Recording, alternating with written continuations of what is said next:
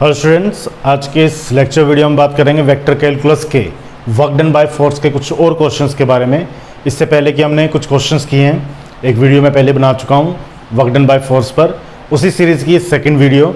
और आज का जो क्वेश्चन है वो है find the work done in a moving a particle once round a circle C in the XY plane if the circle has center at the origin and radius 3 and force field is given by this F vector equals to 2x minus y minus z I cap plus x plus y minus z square j cap plus 3xy minus 2y plus 4z k cap।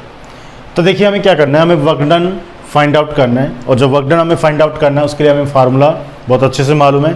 One by one step हम चलते हैं। सबसे पहले जो चीज़ हमें find out करनी है तो उसके लिए हम वी नो दैट क्या work done by force can be shown by F dot d are, और जो यहाँ इंटीग्रेशन है यहाँ पे कैपिटल सी हम शो करते हैं। कैपिटल सी का मतलब उस कर्व की लिमिट से जो कर्व हमें गिवन है, और यहाँ जो कर्व की बात कर रहा है वो कर रहा है एक सर्किल के बारे में। देख लीजिए, particle once round a circle, यानी एक सर्किल का ऐसा सर्किल जिसका एक राउंड कंप्लीट, उसकी बात कर रहे हैं XY प्लेन में। और सर्किल की इक्वेशन के फॉर्म में हमें क्या दिया हुआ गिवन है, circle has a centre at the origin and radius कितनी है, एंड रेडियस 3। तो 3 रेडियस का एक सर्किल है जिसका सेंटर ओरिजिन पे, तो हम उसकी बात करेंगे। तो सबसे पहले एफ डॉट डी आर की बात करें। एफ डॉट डी आर एक कर्व जिसके लिए हमें लिमिट्स फाइंड करनी है। सबसे पहले एफ डॉट डी आर की वैल्यू हम फाइंड आउट कर लें। एफ डॉट डी आर जब हम फाइंड करेंगे तो ये है एफ, इसका डी आर के साथ डॉट प्रोडक्ट क्या होगा, हमें मालूम है डी आर वैक्टर कितना होता है, d x i d y j और डी जेड के। जब इन दोनों का डॉट प्रोडक्ट हम फाइंड करेंगे तो I dot I, J dot J और के डॉट के 1 हो जाएगा, और दोनों के कोफिशिएंट का मल्टीप्लिकेशन होगा तो टर्म्स आएगी 2x माइनस वाई और कुछ dx। क्यों? क्योंकि सर्किल जो कर्व हमें गिवन है उसके लिए क्लियरली एक वर्ड लिख रहे हैं यहाँ क्वेश्चन में, वो कहाँ है, XY प्लेन में है। तो सर्किल है, वैसे भी सर्किल 2D में होता है, चाहे वो XY में हो, YZ में हो, ZX में हो, 2D में ट्रेस होगा। और यहाँ हमें क्लियर दिया हुआ है कि XY प्लेन में अगर सर्किल XY प्लेन में है तो इसका मतलब क्या हुआ, Z इक्वल्स टू 0, और Z इक्वल्स टू 0 है तो dz भी क्या होगा, 0 होगा। इसका मतलब यहाँ dr की वैल्यू क्या हो जाएगी, सिर्फ ये रहेगी, क्योंकि dz भी क्या होगा, 0 होगा। तो 2x माइनस वाई dx, इसका डॉट प्रोडक्ट इसके साथ करेंगे, z और dz तो 0 है तो यहाँ पे ये z भी 0 हो जाएगा।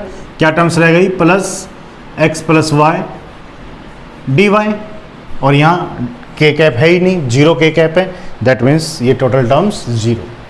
तो ये हमारे पास एफ डॉट डी आर की वैल्यू आ गई for the given curve for the circle. Clear? अब बात करते हैं इसकी लिमिट की। इसकी लिमिट कैसे आएगी, जैसे कि हमने फर्स्ट वीडियो में भी कुछ क्वेश्चंस हमने किए थे और मैंने बताया था कि आपको लिमिट्स फाइंड आउट करनी होगी। और लिमिट्स फाइंड आउट करते हैं गिवन कर्व की हेल्प से, कर्व की इक्वेशन से। तो सबसे पहले गिवन कर्व की इक्वेशन हम यहाँ तैयार कर लें, तो हम यहाँ लिखते हैं गिवन कर्व, इसको देता हूँ इक्वेशन नंबर 1, गिवन कर्व। और गिवन कर्व है क्या, एक सर्किल जिसके सेंटर ओरिजिन पर और रेडियस 3। तो हमें मालूम है उस कर्व की इक्वेशन क्या होगी, x square plus y square equals to radius 3 है, दैट इज 9। ये होगा। स्टैंडर्ड फॉर्म क्या होती है ए रेडियस के सर्किल की, x square plus y square equals to a square, जिसका सेंटर 0 0 हो, ए स्क्वायर। तो वैसे यहाँ 3 इसकी रेडियस है तो 3 स्क्वायर दैट इज 9। ये हमारे सर्किल की इक्वेशन हो गई, इक्वेशन नंबर 2। अब इससे पहले वाले वीडियोस में जो हमने क्वेश्चंस किए थे उसमें मैंने बताया था, देखिए यहाँ लिमिट्स तो एक ही आएगी, चाहे x की लिमिट आए चाहे y की लिमिट आए। अगर आप यहाँ x की लिमिट्स लेंगे, वो भी बताता हूँ x की लिमिट्स क्या आएगी। अगर आप यहाँ x की लिमिट शो करोगे तो y और dy भी सभी x की फॉर्म में आपके पास आने चाहिए। अगर आप यहाँ y की लिमिट शो करोगे तो x और dx सभी y की फॉर्म में आने चाहिए। और किसकी हेल्प से, इस इक्वेशन की हेल्प से। दो मेथड है, एक तो मेथड यहाँ जो पहले हमने किया है, लेकिन इस क्वेश्चन के लिए वो मेथड थोड़ा सा टफ हो जाएगा। तो देखिए कैसे, जैसे कि हम पहले करते आ रहे हैं, पहली बात करता हूँ मैं लिमिट की। ये एक हमारे पास सर्किल है, सेंटर 0 0 और रेडियस 3 के लिए। ये हमारे पास कुछ एक सर्किल है इस तरह से। तो यहाँ पे देखिए एक्स एक्सिस और ये वाई एक्सिस, तो ये पॉइंट्स क्या होंगे 3,0 और ये पॉइंट्स क्या होंगे -3,0। वैसे ही यहाँ y भी कितना होगा 0,3 और ये कितना होगा 0,-3। ये पॉइंट्स होंगे सभी। अगर मैं x की लिमिट शो करूँ यहाँ पे, तो x की लिमिट्स क्या आएगी, x की लिमिट्स आएगी हमारे पास -3 से +3, यानी कंप्लीट सर्किल x की फॉर्म में यहाँ से यहाँ तक, जो क्या आएगा -3 से +3, यानी x की लिमिट आएगी -3 से x = +3। अब बात करते हैं y की। अगर x की लिमिट्स हमने शो की तो y नहीं आना चाहिए, तो y की वैल्यू यहाँ से क्या आ जाएगी, तो यहाँ से y की वैल्यू आएगी √9 - x²। ये वैल्यू आएगी y के लिए। तो देखिए जब y की वैल्यू मैं यहाँ रिप्लेस करूँगा और dy की वैल्यू जब यहाँ रिप्लेस करूँगा तो थोड़ा सा इसका इंटीग्रेशन कॉम्प्लिकेटेड हो जाएगा, थोड़ा सा कॉम्प्लिकेटेड हो जाएगा। स्क्वायर रूट भी आ गया और 9 - x² आपका डायरेक्ट इंटीग्रेशन होगा भी नहीं। फिर वहाँ x को 3 sin थीटा से आप पुट करोगे, उसको साइन में यानी sin थीटा cos थीटा में चेंज करोगे। तो जब हमें नेक्स्ट फर्दर जा करके इसका जो सोल्यूशन है वो साइन और cos में ही चेंज करना है, तो हम स्टार्टिंग में लेके चलते हैं। हम क्या लेके चलते हैं, इसकी पैरामीट्रिक फॉर्म की इक्वेशन लेके चलते हैं, पैरामीट्रिक फॉर्म में इसको एज्यूम करके चलते हैं, जिससे कि क्वेश्चन हमारा ईजी हो जाएगा। देखो पैरामीट्रिक फॉर्म की जब मैं बात करूँ अगर, तो हमें ये मालूम है किसी भी कर्व के लिए, मैथमेटिक्स का कोई भी कर्व हो, उसको पैरामीट्रिक फॉर्म की इक्वेशन जब भी हम पुट करते हैं, हम कैसे करेंगे, हम उसको जब भी चेंज करते हैं पैरामीटर, हम हमेशा लेते हैं x = a या r cos theta, y = a या r sin थीटा। हम ये पुट करते हैं किसी भी कर्व की इक्वेशन को कार्टेशियन से पैरामीट्रिक में चेंज करने के लिए या पोलर में चेंज करने के लिए हम पुट करते हैं x = r cos theta, y = r sin theta. वैसे हम यहाँ भी हम पुट करेंगे, तो हम यहाँ पुट कर देते हैं put x = r cos theta. r क्या चीज़ है, रेडियस, और रेडियस कितनी है 3, तो हम पुट करेंगे x की जगह x = 3 cos थीटा, और y को भी हम पुट करेंगे 3 sin थीटा से, क्योंकि हम पुट क्या करते हैं x = r cos theta, y = r sin theta. r is a radius and radius is given which is r = 3। हमने ये एज्यूम कर लिया x और y को। अब देखिए जितने भी x और y है सभी किस में चेंज हो गए, थीटा की फॉर्म में हो रहे हैं। तो सिंपल सी बात है, dx और dy डेफिनेटली वो भी d थीटा की फॉर्म में आएगा। तो इसका जब हम डिफ्रेंशिएशन कर लेंगे तो dx कितना आ जाएगा -3 sin थीटा d थीटा, और जब इसका डिफ्रेंशिएशन कर लेंगे dy तो ये क्या आ जाएगा 3 cos थीटा d थीटा। तो ये चारों वैल्यूज आ गई, इन सब के लिए पुट करने के लिए हो जाएगी। अब फिर से क्वेश्चन आता है हमारा लिमिट का। पहले हमने लिमिट चेंज की थी x की फॉर्म में, तो जितने भी y हैं उसको x में शो किया रहा। अब हमारे सभी हमने क्या किया, अभी हम लिमिट नहीं कर रहे हैं, अब हम x और y को जो हमारे वेरिएबल्स हैं उसको थीटा में शो कर दिया कंप्लीट को। तो अब हमारी लिमिट्स किसकी आएगी, बिल्कुल वही आएगी जिसका वेरिएबल यहाँ एग्जिस्ट करेगा। अगर ये सभी x का एग्जिस्ट करेगा तो x की लिमिट आएगी, ये सभी वेरिएबल y की फॉर्म में होंगे तो y की लिमिट आएगी। अब मैंने इन सभी को थीटा की फॉर्म में रिड्यूस कर दिया तो थीटा की लिमिट आएगी। और थीटा की लिमिट सर्किल की क्या होती है, एक राउंड के लिए, क्लियर लिखा है इसने, once round a circle, complete एक राउंड के लिए, यहाँ से स्टार्ट होकर के वापस यहाँ तक आना। तो कितना डिग्री, थीटा क्या होता है एंगल, कितना एंगल हो जाएगा इसका 2π। कहाँ से स्टार्ट हो रहा है, 0 से कहाँ तक, पूरे एंगल, पूरा एक क्लोज सर्किल। तो लिमिट हमें मालूम है, for the one round of a circle limit of theta, theta varies from theta = 0 to theta = 2π। तो आ गई थीटा की लिमिट्स भी, हमने सभी को थीटा में चेंज भी कर दिया और थीटा की लिमिट्स भी हमारे पास आ गई। तो क्या करना है, फटाफट जल्दी से हम यहाँ से सभी वैल्यूज़ उठा करके इक्वेशन नंबर 1 में पुट कर देते हैं, लिमिट्स पुट कर देते हैं और फिर इसको सिंप्लीफाइज करते हैं। तो कर लेते हैं हम इसको, तो कुछ इस तरह से हमारी वैल्यूज़ आ जाएंगी। देखिए ज़रा, पुट कर रहा हूँ मैं, लिमिट 0 से 2π, 2x, x की वैल्यू कितनी है 3 cos theta, 3 × 2 6 cos theta minus y is 3 sin theta dx। तो dx कितना, माइनस का 3 sin थीटा d थीटा। तो d थीटा यहाँ पे भी आएगा, यहाँ भी आएगा, तो उसको तो हम कॉमन ले लेंगे, इसके साथ मल्टीप्लिकेशन में रख देते हैं हम 3 sin theta. D theta common आ जाएगा, फिर plus x again 3 cos theta plus y, y is 3 sin theta, d y 3 cos theta d theta, तो 3 cos थीटा तो ये, डी थीटा इसके लिए भी और डी थीटा इसके लिए भी, कंप्लीट में से हमें कॉमन लेना है तो वो कॉमन ले लिया, तो ये टर्म्स आ गई इस तरह से। क्लियर है? इस स्टेप में वैसे तो कोई डाउट नहीं होना चाहिए, simple x y d x d y की सभी वैल्यूज को यहाँ रिप्लेस किया है और लिमिट को हमने शो कर दिया 0 से 2 पाई। अब नेक्स्ट हमें क्या करना है, थोड़ा सा सिंप्लीफाइज करना है और इंटीग्रेशन करना है, हमारा आंसर आ जाएगा। देखिए सिंप्लीफाइज के लिए जो भी मल्टीप्लिकेशन की टर्म्स उसको मल्टीप्लाई कर रहा हूँ मैं, -3 sin थीटा को इन दोनों से जब मल्टीप्लाई करूँगा तो टर्म्स देखिए क्या आ रही है, 0 से 2 पाई, माइनस का 18 cos थीटा sin थीटा, इन दोनों का मल्टीप्लिकेशन, फिर इन दोनों का मल्टीप्लिकेशन प्लस का 9 sin स्क्वायर थीटा, यहाँ इन दो टर्म्स का मल्टीप्लिकेशन प्लस का 9 cos square theta, now multiply this 9 sin theta cos theta d theta. Clear है? मल्टीप्लाई कर दिया इसको इन दोनों से तो ये दो टर्म्स आ गई, इसे इन दोनों से मल्टीप्लाई किया तो ये दो टर्म्स आ गए। अब देखिए ज़रा नेक्स्ट स्टेप में, लिमिट 0 to 2 पाई, इन दोनों में से 9 कॉमन आ रहा है, sine square theta plus cos square theta कितना हो गया 1, ओनली कितना रहेगा यहाँ पे 9। क्लियर? माइनस का 18 sign theta cos theta plus का 9 साइन थीटा कोस थीटा, तो कितना रहेगा माइनस का 9 sine theta cos theta d theta. इसमें कोई प्रॉब्लम नहीं है, बहुत इजी स्टेप है। Sine square plus cos square 1, 9 common आ गया, इन दोनों में से -18 में से 9 गया तो माइनस का 9 रह गया। अब क्या चीज़ कॉमन आ रही है, कांस्टेंट 9 कॉमन आ रहा है, हम इसको कॉमन ले लेते हैं। तो जब इसको कॉमन लेंगे हम 9 को तो टर्म्स देखिए क्या आएगी,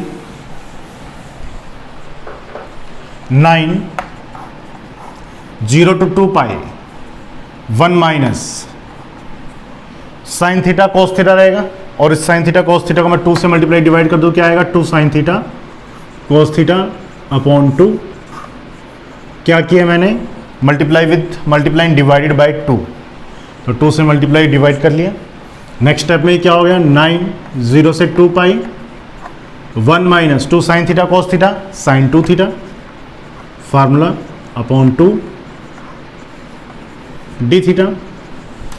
अब क्या है, इन दोनों टर्म्स का इंटीग्रेशन पॉसिबल है, इन दोनों का इंडिविजुअली इंटीग्रेशन कर देते हैं हम, तो ये आ जाएगा 9 1 का इंटीग्रेशन थीटा का रिस्पेक्ट थीटा -1/2, तो ये as it is sine 2 theta का इंटीग्रेशन माइनस, तो माइनस माइनस क्या होगा ये प्लस कोस 2 थीटा अपॉन 2, तो ये कितना हो गया 4, लिमिट 0 से 2 पाई। क्लियर है? 1 का इंटीग्रेशन थीटा और साइन का इंटीग्रेशन माइनस कोस, तो minus minus plus cos 2 theta upon 2, तो अपॉन का 2 कितना हो गया 4। लिमिट्स पुट कर दें, अपर लिमिट्स है 2 पाई और लोअर लिमिट है 0, तो अपर limits minus lower limit, upper limit put करेंगे 9 2 पाई प्लस कोस कितना हो जाएगा 4 पाई। चलो मैं पुट कर देता हूँ एक बार, कोस 2 तो है ही, 2 पाई और पुट करेंगे तो कितना हो गया 4 pi upon 4 minus lower limit, theta की जगह पुट किया 0 तो 0, और यहाँ पुट किया 0 तो कितना आया कोस 0 अपॉन 4, ये टर्म्स आई। देखिए हम नेक्स्ट 9 2 पाई प्लस कोस 4 पाई की वैल्यू कितनी होगी, कोस 4 पाई की वैल्यू फार्मूला होता है, ध्यान रखना, कोस n पाई की वैल्यू होती है -1 की पावर n, और साइन n पाई होता है 0। कोस n पाई की वैल्यू होती है -1 की पावर n। अब यहाँ n की जगह कितना है 4, तो -1 की पावर 4 1 पॉजिटिव 1, तो प्लस का 1/4 माइनस कोस 0 कितना होता है, कोस 0 1, तो माइनस का 1/4, दोनों कैंसिल आउट हो गए, आंसर हमारे पास कितना आ गया 18 पाई, 9 × 2 18 पाई, तो ये इसका आंसर है। Clear student? आप अगर इसको, जो कि मैंने पहले वाला मेथड बताया, x की जगह वैल्यू पुट करोगे √1 minus y square, limit put करोगे -3 से 3, उसके बाद जब सोल्व करोगे और आपका सब कुछ सही है तब भी आपका आंसर यही आने वाला है। आप कोशिश कर सकते हैं। अगर नहीं हो और आपको वो मेथड से भी करना हो तो आप कमेंट बॉक्स में ज़रूर लिख दीजिए, मैं उस मेथड से ये क्वेश्चन भी करवा दूंगा, आंसर दोनों का सेम आए। क्लियर है? तो चलते हैं नेक्स्ट। तो next question, if F vector is equal to 3x square plus 6y cap minus 14yz j cap and plus 20xz square k cap, then evaluate F dot d r. F dot d r की value हमें find out करनी है और vector field F vector हमारे पास given है, लेकिन जो curve है वो कर्व क्या है, एक स्ट्रेट लाइन है, कहाँ से कहाँ तक, 0 0 0 से 1 1 1 तक। लेकिन इसके लिए भी क्या रखा है इसने, इसको भी नेक्स्ट सब पार्ट्स में डिवाइड कर दिया। कैसे? उसका एक पाथ हमें दे दिया कि जो स्ट्रेट लाइन है वो पहले तो 0 0 0 से 1 0 0 तक है, देन टू का मतलब 1 0 0 से 1 1 0 एंड देन टू 1 1 0 टू 1 1 1। तो कुछ इस तरह से स्ट्रेट लाइंस को इसने सब पार्ट्स में इसके डिवाइड कर दिया, एक स्ट्रेट लाइन को कंप्लीट 0 0 0 से 1 1 1। देखिए कुछ इस तरह से एक स्ट्रेट लाइन है 0 0 0 से कंप्लीट 1 1 1 तक, लेकिन इसमें सब पार्ट्स कर दिए। हो सकता है कर्व कुछ ऊपर नीचे हो, लेकिन एक स्ट्रेट लाइन्स होगी यहाँ पे से लेकर यहाँ तक 1 0 0 तक, तब 1 0 0 से 1 1 0 और 1 1 0 से 1 1 1। तो इसको मैं कुछ कोऑर्डिनेट्स दे देता हूँ। कुछ इस तरह से स्ट्रेट लाइन्स में इसने चेंज कर दिया। अब ये स्ट्रेट लाइन्स कुछ इस तरह से भी हो सकती है, स्ट्रेट्स भी हो सकती है, लेकिन है स्ट्रेट लाइन्स। उसको सब पार्ट्स में जो डिवाइड किया है वो कुछ इस तरह से हमने मान लिया। क्वेश्चन थोड़ा क्लियर हो जाएगा इससे। अब देखिए हमारे पास यहाँ जो हम फाइंड करेंगे एफ डॉट डी आर, किसके लिए करेंगे, हमें तो कंप्लीट 0 0 0 से 1 1 तक के लिए करना है, 1 1 1 तक के लिए। लेकिन जैसे कि इसने सब पार्ट किया उसके अकॉर्डिंग हमें चलना है। तो उसके अकॉर्डिंग हमारे पास 3 केस बनेंगे। First case along a b यानी 0 0 0 से 1 0 0। Case second along b to c b c 1 0 0 से 1 1 0 and along c to d c d 1 1 0 से 1 1 1।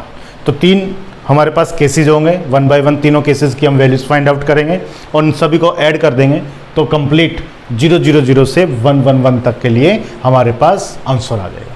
लेकिन स्टार्टिंग वहीं से करनी है हमें सबसे पहले वैल्यू चाहिए एफ डॉट डी आर की, और एफ डॉट डी आर के लिए हमें मालूम है, डी आर की वैल्यूज तो हमें मालूम है, तो हम लिख देते हैं फिर से, वी नो दैट क्या F dot d r is equals to F dot d r is equals to किसके इक्वल होगा 3x square plus 6y dx, क्योंकि f तो ये और dr हमारे पास है dxi dyj dzk और दोनों का डॉट प्रोडक्ट होगा तो i dot i1 j dot j1 k dot k1 और dx dy dz 1 by 1 respectively तीनों से मल्टीप्लाई हो जाएंगे। तो मैं डायरेक्ट लिख रहा हूँ, फिर माइनस का 14yz dy और प्लस 20xz स्क्वायर dz।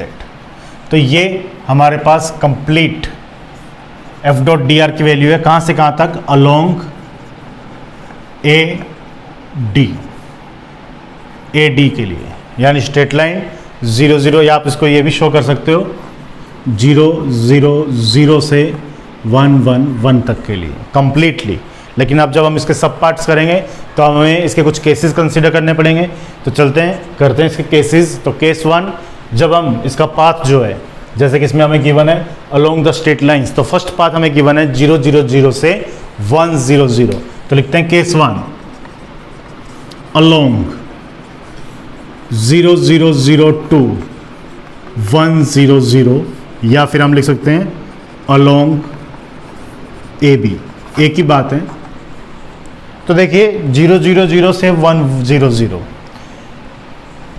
इन सब की एक चीज़ हमेशा आपके माइंड में रहना चाहिए, जब भी हम वर्क डन बाय फोर्स का चैप्टर करेंगे लिमिट एक ही आएगी, चाहे वेरिएबल्स कितने भी गिवन हो, x y z, यहाँ 3 वेरिएबल्स हैं, लिमिट या तो x की आएगी या y की होगी या z की होगी।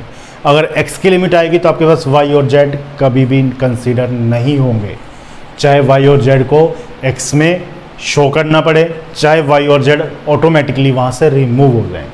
वैसे ही जब लिमिट y की अगर आपने शो की इस इंटीग्रेशन की, तो x और z कभी भी नहीं आएंगे। इस चीज़ को आप गांठ बांध लीजिए वर्क डन लाइन इंटीग्रल के चैप्टर में। और अगर z की लिमिट शो करोगे तो x और y कभी नहीं आएंगे, या तो x और y की वैल्यू z की फॉर्म में रिड्यूस हो जाएगी या वहाँ से अपने आप रिमूव हो जाएगी। जब भी हम कुछ केस करेंगे, जो भी हमारी पाथ की इक्वेशन होगी, जो भी कंडीशंस होगी, तो इस कंडीशन के अकॉर्डिंग देखिए 0 0 0 से 1 0 0 हमारा पाथ है। तो इसमें एक चीज़ तो क्लियरली हमें दिख रही है, y 0 से 0 है, z भी 0 से 0 है, यानी y और z तो चेंज ही नहीं हो रहा। यहाँ से यहाँ तक जाने में y और z तो चेंज ही नहीं हो रहा। जो चीज़ चेंज नहीं हो रही, मैंने इससे पहले एक वीडियो बनाया था, उसमें मैंने बताया था जो चीज़ चेंज नहीं हो रही वो उसकी वैल्यू होती है, और जिसकी वैल्यू चेंज हो रही है वो लिमिट होती है, क्योंकि वो वेरी कर रहा है ना। तो जो वेरी कर रहा है वो लिमिट है, तो डेफिनेटली ऑटोमेटिकली वो लिमिट है, और जो चीज़ चेंज नहीं हो रही, जो कांस्टेंट है, वो वैल्यू है। तो देखिए यहाँ पे जो चीज़ चेंज नहीं हो रही वो है y और z की वैल्यू। y भी 0 से 0 और z भी 0 से 0 है। इसका मतलब यहाँ y और z की वैल्यू हमारे पास क्या है, इस ये जो केस 1 है या ये जो पाथ है a टू b, हम लिख सकते हैं along a b y equals to z equals to 0। और y और z 0 है तो इसका डिफ्रेंशिएशन जब हम करेंगे तो वो भी क्या देगा, हमें 0 देगा। और चेंज क्या हो रहा है, x कहाँ से कहाँ तक, 0 से 1 तक। तो ये क्या हो रही है, लिमिट है। तो लिमिट क्या होगी, limit of x varies from x equals to 0 to x equals to 1। देख लीजिए तो ऑटोमेटिकली x की लिमिट है तो y और z नहीं आना चाहिए था, तो इस केस के according y z dy dz सब 0 हो गए। तो ये सारी वैल्यूज़ इक्वेशन नंबर 1 में हम पुट कर देते हैं। 1 बाय 1 इक्वेशन नंबर 1 को तो करना हमें। आप इस इक्वेशन नंबर 1 में आप एक चीज़ और कर सकते हो, ये जो f डॉट डी आर है जो मैंने इसमें शो किया 0 0 0 से 1 1 1 में, तो इसमें एक स्टेप आप और लिख सकते हो f dot d r a d के लिए। तो first case f dot d r along a b plus f dot d r along b c, f dot d r along c d. इसे दे देते हैं इक्वेशन नंबर 2। हमने शायद कुछ दिया हुआ है पहले, नहीं दिया हो तो इसको 2, नहीं तो इसको 3 कर लेना। तो अब देखिए मैं इस पोर्शन की बात कर रहा हूँ f डॉट डी आर की, ए बी के अलोंग हमें y और z 0 मिल रहा है, dy dz भी 0 हो जाएगा, और लिमिट आ रही है x की, x इक्वल्स टू 0 से 1। तो इसमें जब हम वैल्यू पुट करेंगे तो इसमें किसकी वैल्यू पुट हो रही है, f डॉट डी आर की, और f डॉट डी आर की वैल्यू हमारे पास इक्वेशन नंबर 1 में। तो देखिए dy dz तो ये टोटल 0, y भी 0 तो ये भी 0, ओनली कितना रहेगा 3x² dx। तो इस पोर्शन के लिए हमारे पास आ जाएगा f dot d r along a b is equals to 3x² dx, और लिमिट आएगी किसकी, x की, कहाँ से कहाँ तक, 0 से 1 तक। तो क्या आ गया इसका आंसर 1। x² का इंटीग्रेशन x³ बाय 3 से 3 कैंसिल हो जाएगा, 1 पुट करेंगे तो 1 आ जाएगा। तो अलोंग ए बी हमारे पास जो वैल्यू आ रही है, आंसर आ रहा है, वो आ रहा है 1। Clear students. सेकंड केस करते हैं, केस नंबर 2, किसमें, अलोंग। अब की बार किसके अलोंग चलेंगे हम, अलोंग या तो आप कर लीजिए बी सी, और किसके, along the path 1 0 0 to 1 1 0। Clear है। अब देखिए इसमें जो चेंज नहीं हो रहा वो लिमिट है, जो चीज़ चेंज नहीं हो रही वो क्या है, लिमिट है। और क्या चीज़ चेंज नहीं हो रही, सबसे पहले जो चीज़ चेंज नहीं हो रही वो वैल्यू है, और जो चीज़ चेंज हो रही है वो लिमिट है। और क्या चीज़ चेंज नहीं हो रही, यानी मैं वैल्यू की बात कर रहा हूँ, x चेंज नहीं हो रहा 1 से 1 है, z भी चेंज नहीं हो रहा 0 से 0 है, तो ये तो क्या हो गई, वैल्यू हो गई। लिमिट किसकी आ रही है, y की, ये चेंज हो रहा है 0 से 1। तो लिखते हैं यहाँ पे value of x equals to 1, तो dx क्या हो जाएगा 0, क्योंकि 1 कांस्टेंट है 0, और z 0 है तो dz भी क्या होगा 0 होगा। लिमिट किसकी आएंगी, y की, limit of y varies from y equals to 0 to y is equals to 1। ये इसकी लिमिट है, y इक्वल्स टू 0 से y इक्वल्स टू 1। फिर से इक्वेशन नंबर 2 फर्स्ट और सेकंड की हेल्प से क्या f डॉट डी आर की वैल्यू हमें फाइंड आउट करनी है, फिर से अलोंग बी सी।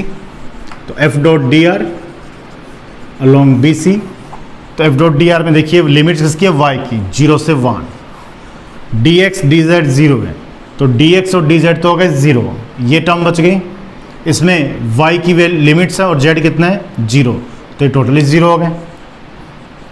इसमें z आ रहा है और z की वैल्यू कितनी है 0, dx और dz ऑलरेडी 0 है, यहाँ जेड आ रहा था वो भी 0 है, तो टोटल कुछ करने की जरूरत ही नहीं है। तो इसका जो सोल्यूशन है, इसका जो आंसर आ जाएगा वो कितना आ गया 0। तो हम लिख देते हैं F dot d r along b to c is 0। Clear. अब करते हैं case 3। Case 3 that is along, last case along, किसके अलॉन्ग, सी डी के अलॉन्ग, अलॉन्ग सी डी और किस किस के 1 1 0 2 1 1 1। अब यहाँ देखते हैं यहाँ क्या वैल्यूज़ है। जब सी से डी की ओर हम चलते हैं तो हमारे पास x और y दोनों सेम है, इसका मतलब ये वैल्यू है हमारे पास। तो x एंड y की वैल्यू कितनी आ रही है 1, और dx और dy कितना आ जाएगा 0 आ जाएगा। चेंज क्या हो रहा है, z कहाँ से कहाँ तक, 0 से 1 तक, तो लिमिट आएगी z की। तो limit of z varies from z equals to 0 to z is equals to 1। तो from equation first and second तो क्या आ जाएगा, F dot d r along c d. तो सी डी के अलॉन्ग देखिए जरा, डी एक्स डी वाई 0, तो डी एक्स और डी वाई तो 0, तो टोटल 0 हो गया। z की लिमिट्स है, z आना चाहिए, x और y तो नहीं आना चाहिए, लेकिन x आ रहा है और x की वैल्यू आ रही है 1।